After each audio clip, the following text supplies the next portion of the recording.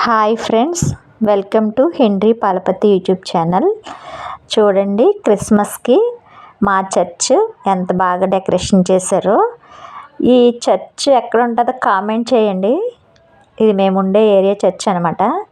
నా సబ్స్క్రైబర్స్కి చాలామందికి తెలుసు ఈ చర్చ్ ప్లేస్ ఎక్కడ ఉంటుందో ఏంటనేది. కామెంట్ చేయండి. చూడండి, డిసెంబర్ 1 నుండి ఇంత బాగా లైటింగ్ పెట్టారు, చర్చిని అలంకరించారు. అసలు ఈ చర్చిని చూస్తుంటే చాలా చాలా ఆనందంగా ఉంది.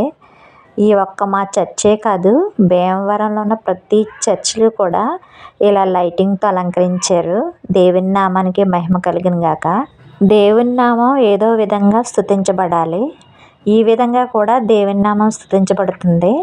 ప్రతి ఒక్కరూ చర్చిని చూసుకుంటూ వెళ్తున్నారు. యేసయ్య పుట్టినరోజు మన ఒక్కరికే కాదు, ప్రపంచమంతా కూడా ఆనందంతో సంతోషంతో జరుపుకుంటారు క్రిస్మస్ని. మా ఊర్లోనే కాదు, ఏ ఊరు చూసినా ఎక్కడైనా ప్రపంచంలో ఏ మారుమూల ప్రాంతమైనా సరే చర్చిలు ఇలా వెలిగిపోతూ ఉంటాయి. డిసెంబర్ వస్తే యేసయ్య నామం మరింతగా మహిమపడుతుంది. చాలా చాలా ఆనందంగా ఉంది.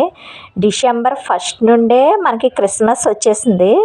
ఇలాంటి ఆనందాన్ని పోయినసారి చాలామంది చూసుంటారు, కానీ ఈ క్రిస్మస్కి చాలామంది లేరు.